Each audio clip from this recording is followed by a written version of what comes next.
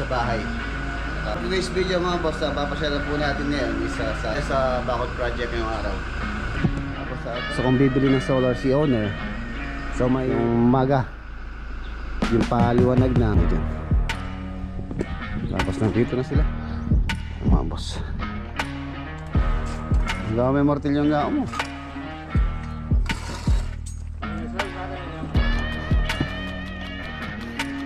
0.5 yung ano niyan. Ay 2 meters pala yan, 2 meters. 550 million. Malamang dito para at ready na yung pinahuli dito. Namatay yung mga alaga ng table. Drawing table. Square meter. So kung patatambakan to, ang bahala ko dito is business.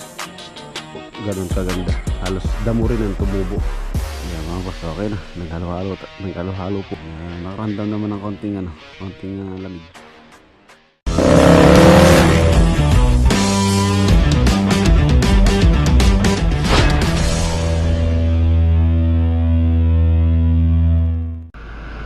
Another day, another build. Ayan, welcome back dito sa ating channel.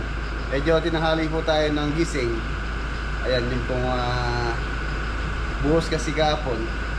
Halos sa alas 10 na po ako nakauwi dito sa bahay. Natapos tayo ng late na, halos nasa alas 7. Tapos bumiyay pa ako, o nag-try pa ako pa uwi from Bulacan hanggang dito sa Pampanga. So for today's video mga boss, papasyalan po natin ngayon isa sa Bacod project. Ayan, update po tayo sa Bacod project ngayong araw. Tapos dala ko na rin yung mga ilalagay namin or iaabang po sa mga poste ng Bacod para sa solar light. Ayan, halos ano po yan, kung di ako nagkakamali, nasa around 60 pieces yan. So kung bibili ng solar si owner, so may re-recommend ko sa kanya tulad nung ganyan, no? Yung mga solar ko po dito sa farm, ito halos ano na po yan, 3 years hanggang ngayon. Napakalakas pa niyan. Ano po siya, umabot siya ng yung maga, yung paliwanag na may ano pa yan, may ilaw pa. Branded po ito. Ang brand pala ng mga solar na yan is Big Light brand. Yan. So kung naghahanap kayo ng magandang solar, may recommend ko po yung yung Big Light. Halos yun din po, halos solar po yun na nandito sa farm. Tapos sa likod, Big Light brand po yan. Ayan na, malapit na po tayo.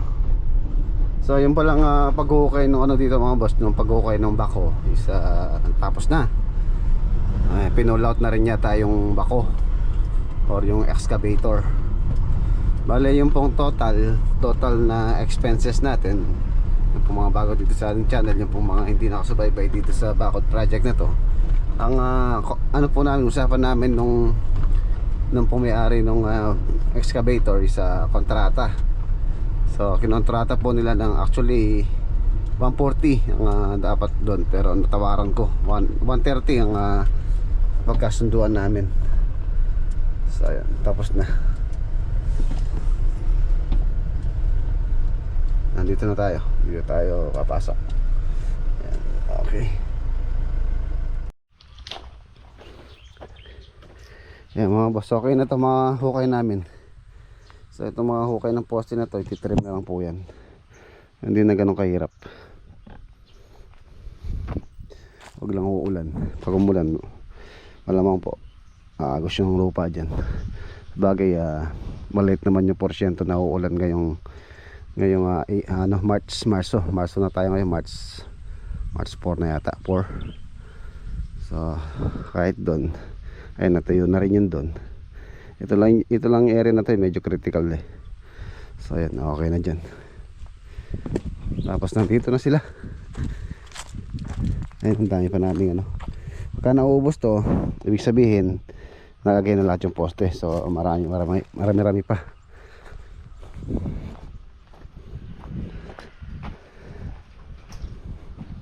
Last punta ko dito no Linggo, Sunday. Webis tayo ngayon. Ayun na sila. Babaw. Si Babaw. Aba, bait Babaw.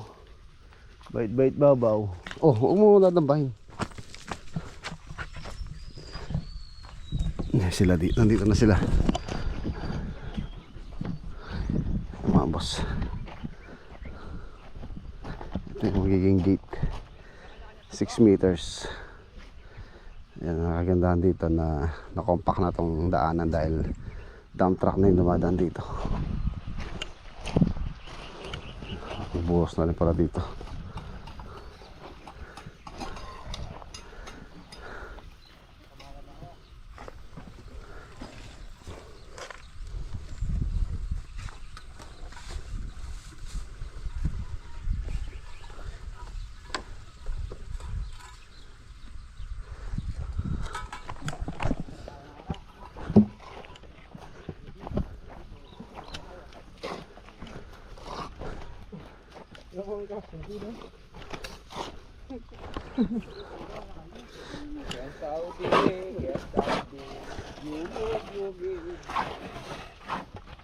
Sila rin asin tamo rin Foreman.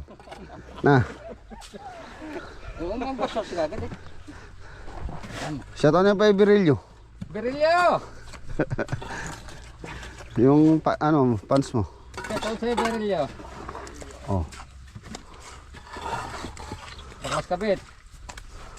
Hanggang may martilyo ang gao mo. Mga ganyan lang si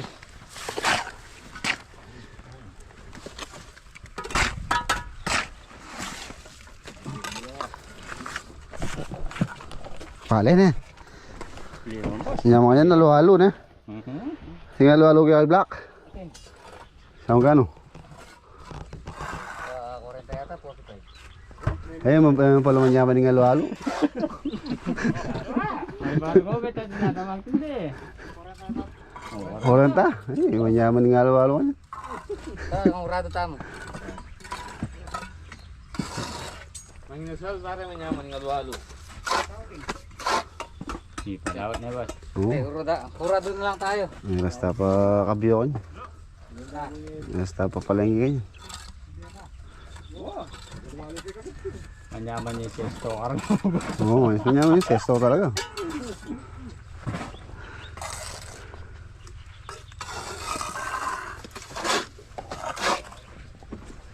Halo, tamad.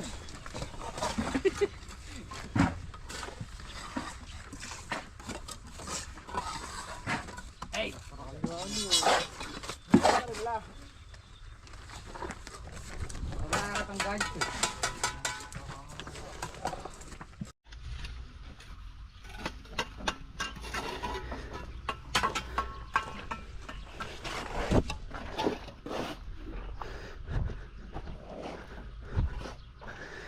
Medyo mahaba-haba na. Yan yung iba doon. Nandun yung iba. Tinatabunan po yung mga pwede ng tabunan para mag-plat na. Tapos sa formworks buhos. Semento. Ayun na pala yung semento. Tabi ko muna yung sakyan. Lungob din kan eh.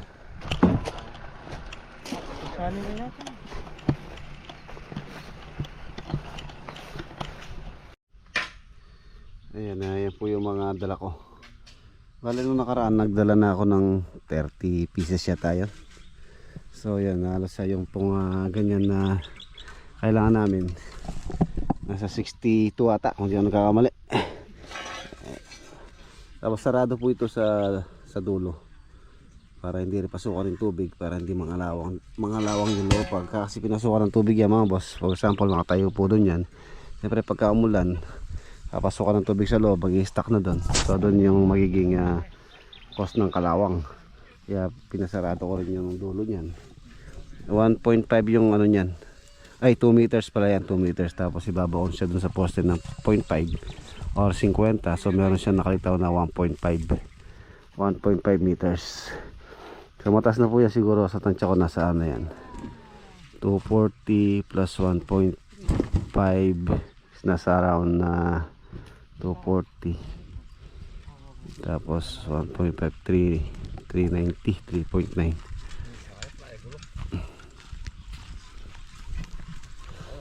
$558 linear meter to eh. 558 divided by natin sa 9. Every 9 meters po kasi yung ano yun, yung kanyang space o yung pagitan kada tatlong span. So nasa 62 pieces. 62 pieces po yan. Paikot. Yun dito. Yun sa likod dun. Malamang dito. Tig-isa na to. Yung sa gate na to. Isa sa loob, isa sa labas. Ganun din dun. Dun sa may gate. Mayroon po kasing gate din dun. Separate po kasi yung gate nito sa gate nitong magiging farm. Ito po kasi dito.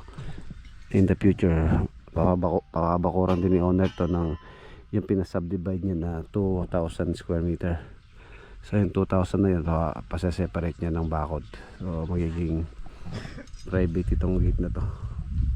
Private yan.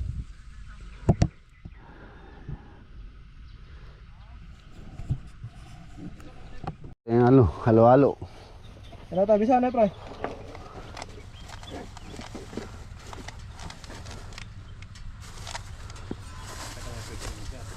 Ano?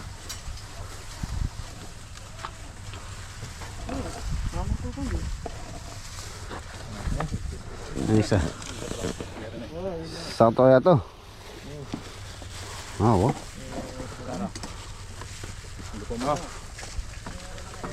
Isang lab na akong tondo. Sarap. Pare ha, halo-halo ko muna. Ganda na kayo. Kaya na lang yung nabuhos. Nasa yung nabuhos. Subok. Nasaan? Hala. Ate! Apapay! Apapay! Boss, masyadong tapat yun eh. Oo. Ako lang hindi. Yan yung sara, pare. Sara.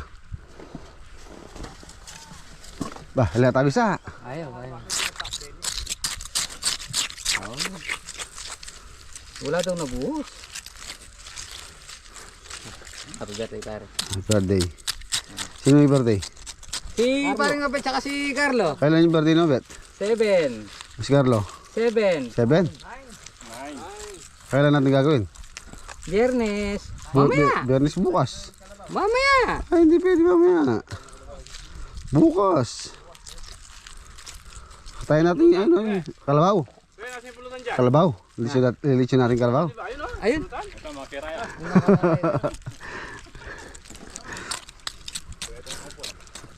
Woo! Ate! Hanggang boss! Babay! Hanggang! Pichu pa nga sa ngayon kayo, hindi na kami sa les eh.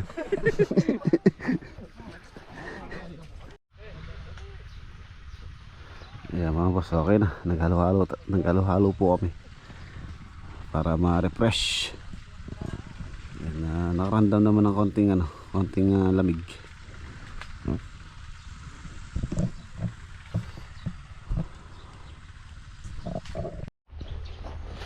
Yan mga boss, ito po yung CHB. So napadeliver na rin po ako rito sa area na to. Tapos doon papadeliver na rin tayo ng buhangin graba sa area na yun para ready na yung materials natin. Okay mga boss, iwan na natin sila. Meron daw papasyal sa farm. Let's go.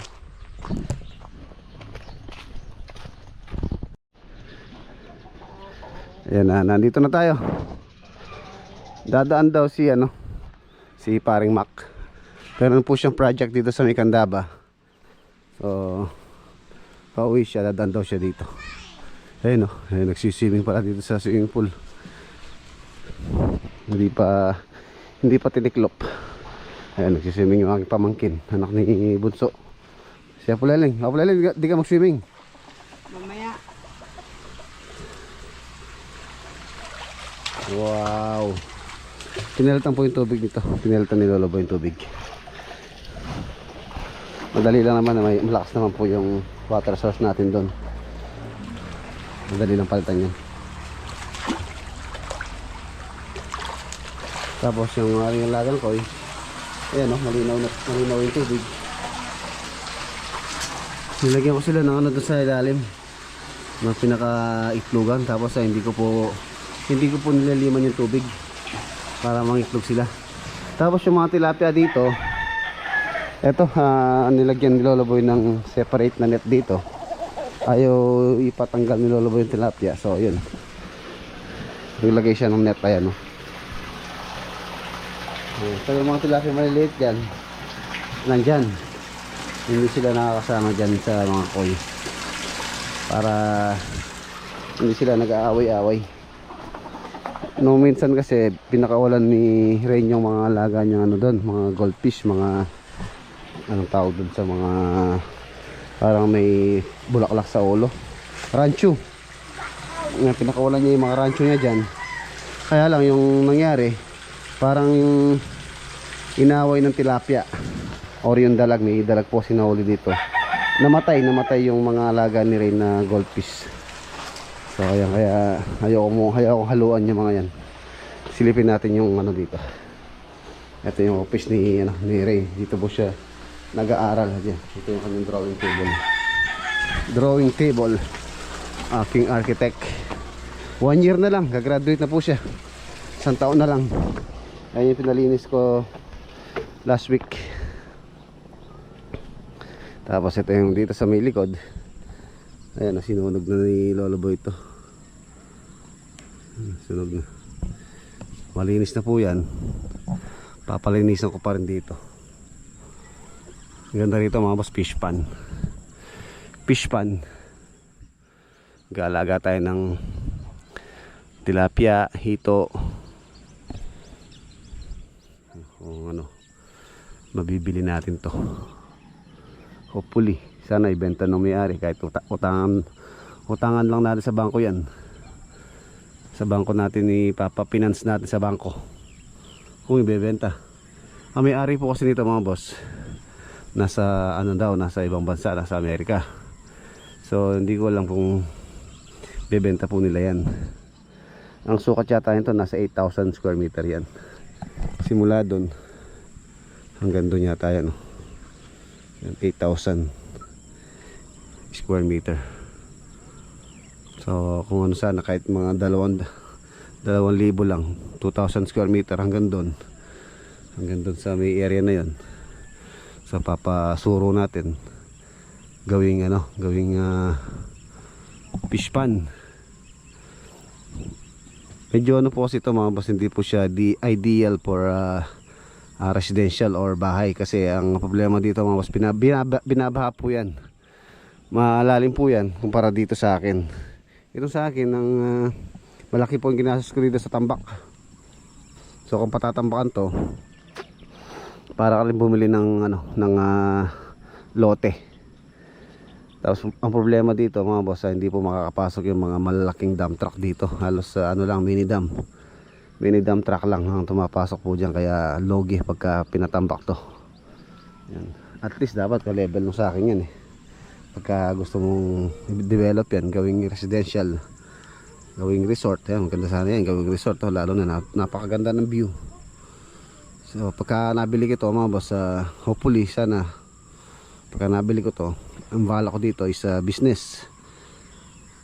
Papasuro natin, gagawa tayo ng fish pan. Yan. Tapos maglalagay ako ng doon kubo doon sa area na yon. Magpapalagay tayo ng pinaka island doon na pwedeng tayuan ng maliit na kubo. So pwedeng pahingahan, pwedeng magpahinga doon. Tapos yung pinakadike ng fish pan, pwedeng tamnan ng gulay. Yan. Hindi rin po kasi pwedeng tamnan ng gulay to pagka tagulan, lumulubog po yan. Kaya mga nilalagay lang dito once a year, palay. Tulad dyan yan. Ayan, palay po yan. Kaya lang parang napabayaan. Maraming damo. Ayan o, palay yan. Taka yan, palay po yan. Hindi rin maganda sa palay, or hindi lang nila nalaga mabut na. Ayan, nandito na si paring Mac. Yun o, ginabi na siya. Ginabi na si paring Mac Lagunilla.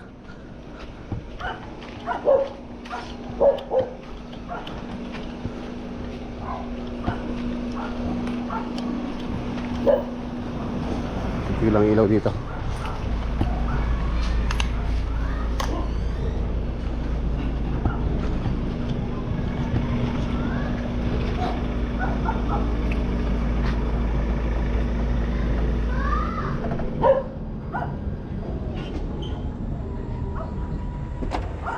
Pare, ginabi ka na. Ginabi ako, napalaban. Napalaban ba? Dalawang Yung sama mo? battle din. Si Master Chinito. Uy! Oh. Ante. Nagano yan, nagbalik loob. Asan na si Master Chinito? Umihi ata eh. Saan? Napahihina. Ayun dito. Umihi. Sa kilig. Anong balita para doon sa project mo sa Candaba? Diyan, nauwi ko yung isa. Maano mo na. Nag-away sila ng isa eh. Ano mo na, i-quarantine. Meron pa muna sila. Yung mga boss, meron tayong pinasuyo kay pare Mako. Pero hindi siya ganito eh, dito tayo pare. Maganda daw yan. Maganda daw. Sandali nga lang sila makapagpintura eh. Sa latex pare. Latex. Pwede rin naman sa oil base. Kung tuwa nga sila, meron dyan eh. Ay! Master Chinito in the house. Good evening. Ayan. Matagal ka nawala Master Chinito ah. Oo. Laban pa sa lubong? Ayan, buksan ko lang ilaw. Ayun si Lolo Boy. Ano Lolo Boy? Bisita ka. Yung nagbabalik si Master Chinito. Buksan mo yung ilaw Lolo Boy dito.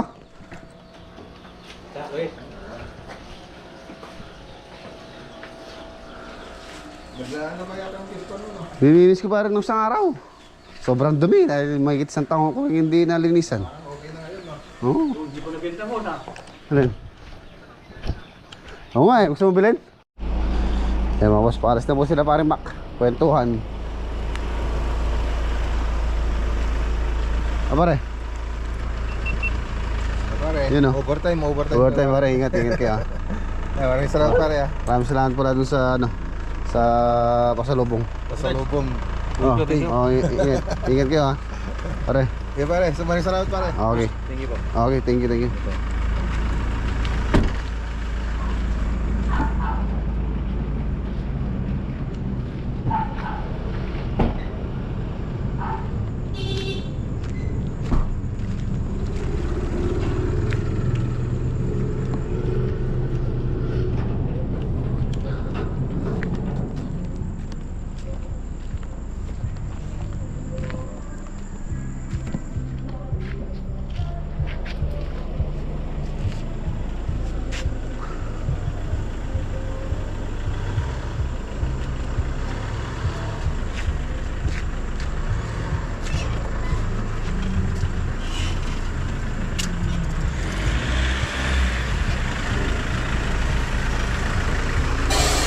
Pare, ingat. Pare, salamat. Ingat ka ha. Pare. Oh, thank you.